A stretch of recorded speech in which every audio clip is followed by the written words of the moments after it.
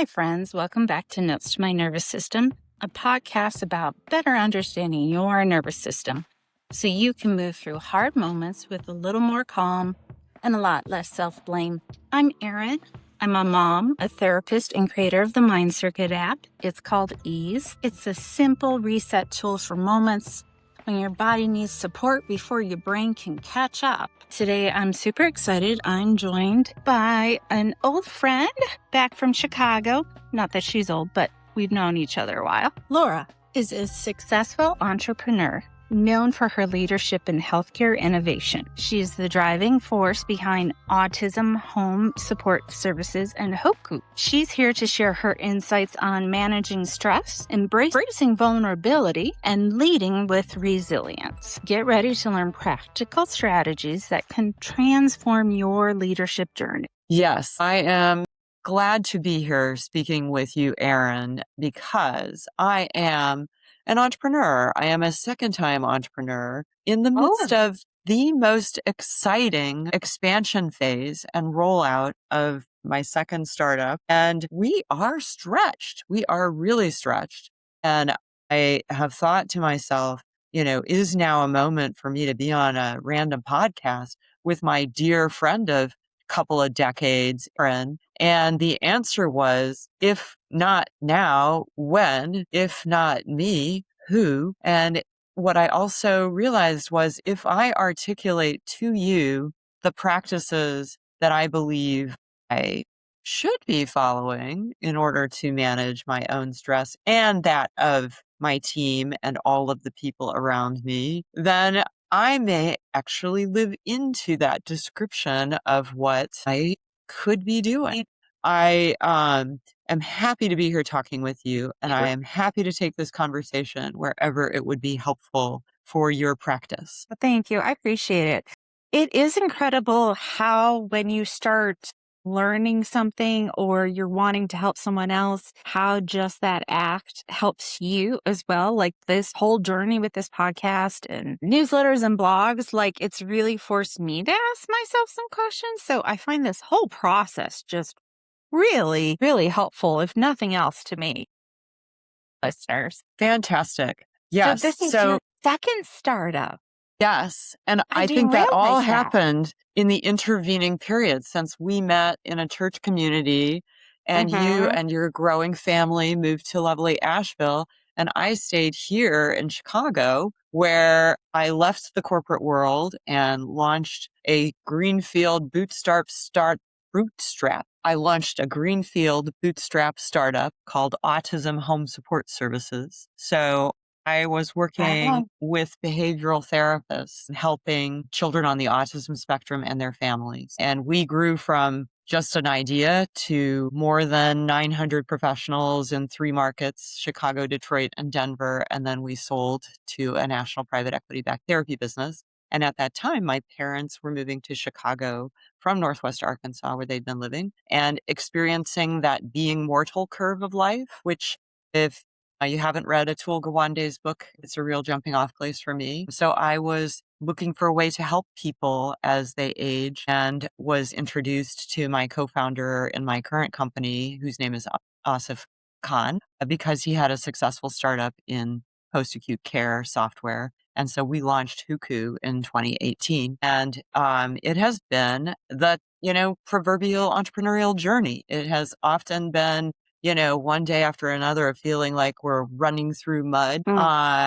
And now 2025 was really a transformative year where we started to work with some really visionary, strategic entrepreneurial customers who are enterprise size. So overnight, we have, doubled in the demands on our team and also added to our team and have plans to continue to expand.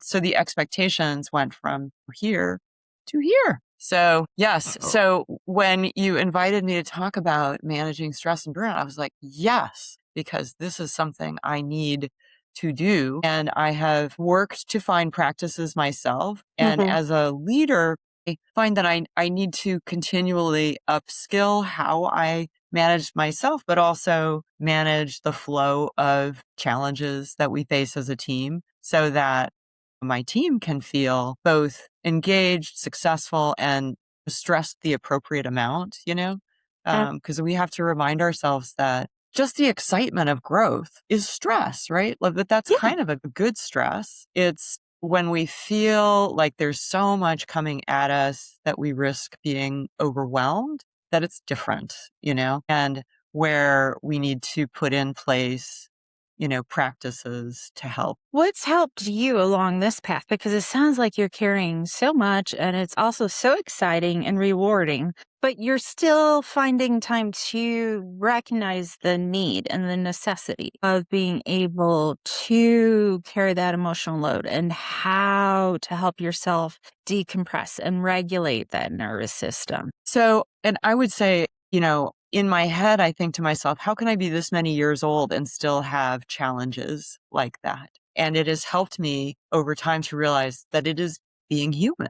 And at the same time, yes, we can actually get better at managing these things and at recognizing for ourselves the things that do help. And for me personally, the number one thing is exercise. I am sure that I can get on my bike and go bike riding or get on my elliptical and watch my favorite podcast, but get a good 45 minutes or an hour of active moving my body. It makes a huge difference. I've started to get into yoga. Some of my friends have become yoga instructors and we do Zoom yoga together. And I have, apps that I use that I can do virtual yoga with. And that's been hugely helpful because of the breath work. And that is also, an ongoing reminder. I try to remind myself and remind my team, especially when we're going into what could be challenging meetings, where we're trying to solve problems or we have customers who might have high expectations or might be disappointed. Breathing is so important. We so forget to do it. We forget that it's always available to just, bring that breath into our lungs and feel our body. That's the thing I notice when, things get more and more stressed. I feel it in my body. I You like feel, tense. yes. And so I've learned that getting a prescription for physical therapy is actually a really good thing. Everybody needs therapy, both psychological therapy, but it turns out physical therapy is available and so helpful. There's this lovely little boutique physical therapist around the corner from my house. And I go and I see Katie and she helps me with, everything. At this age and stage, I've started to experience the impact of arthritis, which I'm way too. Yes, you are. You are way too young for that. But unfortunately, in this day and age, things seem to be moving quick. Yeah, something happened and I started echoing. Am I echoing on your end? No. Okay. I think it's better. Yeah. Right. But, as, I lost my mom about 2 years ago, and there's nothing like having someone in your life hit that mortality and end of this life to help you realize how precious time is. And it's true for all of us, that we have one body, we have one life on this earth, and to be able to spend it in ways that help us connect with the people who are important to us and to have the impact that we want to have, we have to care for that one body. No, that's so important. What's helped you through this whole process of two startups to keep this present, this in mind as you're moving through all these stressful times, that you're still coming back to the belief or value that, emotional, mental, physical health is just as important? I would say just the reality of hitting the wall from time to time has made me realize that. And that gives you the motivation. Then you have to create the capacity to invest in that health. And so, going beyond all the day-to-day grind and work, having all of the social outlets, the community connection is really helpful. So like I sing in Chicago Community Chorus. I am very involved in our church. I visit with my dad at the senior living community where he lives every Sunday, and I visit with other seniors who are there and who are maybe in, more challenging situations than my dad. My dad's still like very engaged and involved in everything and self-sufficient. He does not need me, but he enjoys having me there. That's good. Yes. It sounds like you're very much in that caretaker role. How do you not carry all that responsibility and that emotional load and take breaks for yourself? Again, the important thing is you never do anything alone. In my board volunteer work, there's a group of very committed volunteers who are working alongside. Um, there is a very talented and capable staff that we are there to support. So remembering, why on supporting institutions that deliver value to our community and have done for hundreds of years, right? Like the church I belong to has been around for more than 150 years. The senior living community where my dad lives has been around for more than 160 years. And that is thanks to other humans putting their time and talent to sustaining them. And so knowing that you're connected to that through line of the things that are enduring when, the Buddhists will tell you everything is impermanent. And keeping that perspective, I'm doing my best to make a difference. And yet I'm a speck on a grain of sand in a universe that extends millions and millions of miles. And if that's one of the de-stressing perspectives that you can take occasionally is like, look at where you are from Venus, Sure, this problem that you're trying to solve seems significant, but on the grand scheme of things, it's not worth, it's not worth your sense of well-being to worry about. It is not often that I run into someone who's in a leadership role, who works as hard as you do, who is still able to be that calm and grounded. Well, I would say this is something I'm still working at. I remember a boss that I had probably 20 years ago who said, Laura, as a leader, you still have a tendency to raise the temperature instead of lower the temperature. And leaders really need to be conscious of the language that they use and the potential impact on the team in terms of keeping things in perspective and keeping people feel supported and keeping people productive and not, burning out, because we have to keep enough energy in the tank for the challenges tomorrow. So you really took that to heart and ran with it. Well, wish I could say I did 100%. Like I said, I think I'm one of these humans that is really still working on those things. I think we all are. Nobody does 100. Yeah. And accepting that and getting to a place where I can have the insight to be less reactive. It's a process for me. Absolutely. But when I'm not reactive, it just feels so much better and I feel so much more empowered. How do you do that? Well, it's the preventative care, right? So for me, I have dyslexia, ADHD, anxiety. I went through a birth trauma with my son with preeclampsia. So got layers of an onion. But it's understanding that if I do a little bit of work every day, then it won't be as hard when I'm in these situations because I used to just react. And I used to just interrupt, react with an emotion, and then, kick myself later for it. So, well, and I have found that, I do get upset. I need to take a step back and I need to apologize to people at times. And that does at least, remove the pain of embarrassment, of being reactive. Feels good too, because it makes the other person really see you as human when you apologize too. So it makes that connection, that bond stronger. And then it makes me feel less reactive the next time with that individual. Yeah, I hope so. And I think people do appreciate the integrity of being able to say, oops. Yes. It's very powerful when anybody can say, yeah, I messed up and own it. Yeah. Yeah. So yeah, and there are other coaching tools and techniques that I try and remember that, wise people have shared with me. The book, The Four Agreements is one I think that's really helpful. So let's see if I can even remember what they are. There's only 4, so I should be able to. One is don't make assumptions, don't take things personally, always do your best, and be impeccable in your word. And each of those carries some weight, but the value of your words is worth thinking about, both to yourself in your own head and to those who hear you.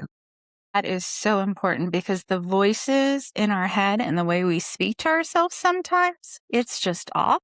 That's one of the things I try and do also is I think about my friend Anna or my friend Stacy or my friend Marcy. How would they talk to me about what's going on? Can I channel a wise and loving friend instead of my, inner critic that's always saying, how could you do that? The not good enough, you should have this, should have that, the shoulds. Right. And some of us suffer from that more than others, Oh, But I absolutely. think realizing that that's a human condition and accepting that and being able to take those thoughts and put them where they belong. I'm telling you, after I did EMDR and then I went and got trained in it, it just makes everything so much calmer. What is EMDR? It's eye movement desensitization and reprocessing. So it's a type of therapy based on what neuroscience says you do like during REM sleep to process all the gunk from that day so you can move forward. But when we go through moments where our nervous system thinks that we're in danger and we have a reaction of fight, flight, freeze, fawn, it codes it different in the brain and it holds on to it. So you always remember it, which is great if you're running away from like a tiger, but it's not great if you just got screamed at. But your nervous system doesn't know the difference. It just knows danger. Yeah. So this gunk that gets must stuck be in your why. head. Yeah. That must be why that trick works where if you're trying to sleep, to close your eyes and follow your gaze within your eyelid back and forth. It works right. Yep. I mean, for me, I can fall right asleep when I do that. That's bilateral stimulation. That's that right, left. It's like that soothing patting to a baby. That's what you're telling your nervous system and your brain. And when your brain starts to be calm and safe, it can process everything from the day. And when we can process things, we can over time desensitize. If we don't process it, we don't desensitize. And so for trauma work, I would target those moments and then use the bilateral stimulation to now give a different message to your nervous system and the neurons to let go of the crap so that it can get processed, so you can desensitize. It's kind of like jump starting a car. I'm jump starting your brain body to do what it naturally does, is the way I describe it. That makes so much sense. Well, and that was one of the tips I heard in a 10% Happier podcast recently too, is you can, really soothe yourself. If you are feeling, dysregulated or stressed, like just a little You can hug. do pressure, hug, you can tap, you can do different taps. It's why I created my app. It's the bilateral stimulation just to give your nervous system a reset. How cool. Yeah, I can see where that would be really helpful. Little moments of reassuring your nervous system you're safe every day can do wonders to help you feel more regulated and not up here all the time, right? Yeah. That sounds really helpful. Well, what other advice would you give me that I can take for myself and for my team? So you're switching this around. I should have known. A little bit. Just say that you show up authentically and you own everything, the good and the bad.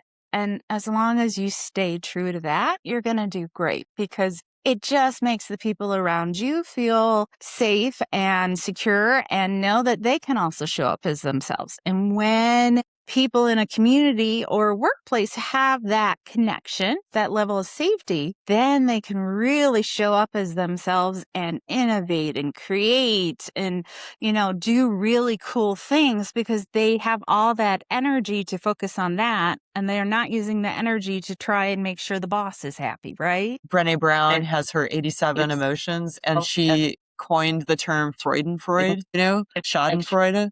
Freudenfreude, like being able to experience joy on behalf of other people's joy, like that's a beautiful thing to be able to foster in the world. I kind of hope that Freude is my superpower. I love that. Now, that would be a really good North Star to always have that in mind, to keep yourself like grounded and to make yourself laugh. To be a heat-seeking joy finder. Yes.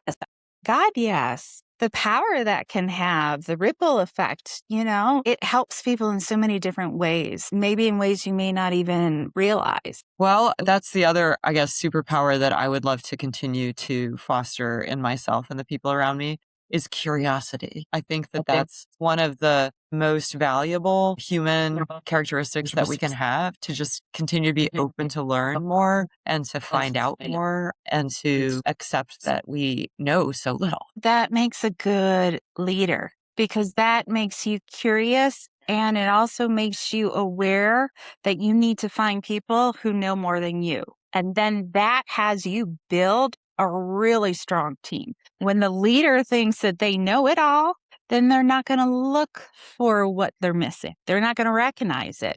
And then they don't have a strong team. And that's the only way to not burn out as a leader, is to continue to have people that you can, delegate to and build more capability and make, them more powerful, so that they make the whole organization more powerful. That's a really good point, that you need that to grow, is to have that group of individuals that you can delegate to and know that they have the expertise to run with it. I like that. That's a good nugget to hold on to. Excellent. Yeah. Well, and really, it's the only way that leaders can grow, right? If you keep doing what you've been doing day to day and not bringing other people along to take those tasks off your plate or those strategic capabilities, you can't develop new ones and think about what's next and what's in the future. Not a lot of leaders recognize that, though. It's the ego takes over too much. So you and I are talking about this and it makes sense, but there are plenty of people who are listening to this who do not have that perspective. Interesting. And so this is very helpful. You to tell me is, what is one thing you would like to be able to tell that younger self of yours, if you could? Can I be as profane as Brené Brown? Well, hell yes. Calm the fuck down. Oh, I love that. That's what I would like to tell myself, It's all going to be okay. And the universe is unfolding exactly as it's meant to. Focus on those superpowers of finding joy and being curious, and good things will happen. I love that. That is an awesome message to give to your younger self or anybody else there who is listening to this. Well, if I could go back in my hot tub time machine, I would take that to heart. I love that. Thank you so much. This has been awesome. Totally awesome. So great to see you, Erin. Thank you, Laura, for your time and for sharing your invaluable insights and experiences with us today. Your journey and strategies for managing stress, embracing vulnerability, have truly inspired us. For our listeners, remember to integrate these practices into your daily routine and to lead with purpose and resilience. Until next time, stay curious and, like Laura says, joyful. Thank you again for joining Notes to My Nervous System. If this spoke to you, please leave a review and subscribe. It's the only way people find small, independent podcasts like these. But before you go, let's take one small second. Deep breath in. Let's just notice our body, your feet on the floor, your breath, the chair holding you. Nothing to fix, just letting your nervous system know it made it through another moment. If this episode helped you feel even a little more steady, that matters. That's what this show is here for. And if you want more of those gentle science-based resets between episodes, you can find my app, Mind Circuit Ease, in the App Store or Google Play. It's a quiet place to help your brain come back online when life feels too loud. Thank you again for being here. Your nervous system deserves care and not pressure.